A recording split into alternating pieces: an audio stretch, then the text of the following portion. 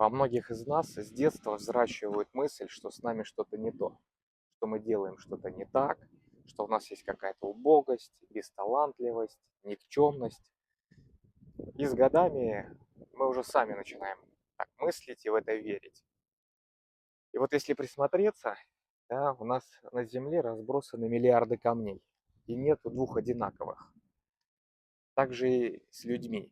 Понимаете, каждый из нас рождается с какими-то особенностями, талантами.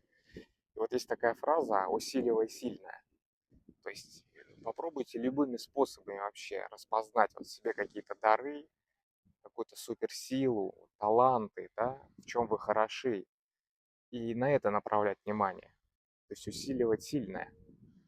И тогда приходят вообще какие-то положительные эмоции и ясность, чем вообще в жизни стоит заниматься, для чего я здесь.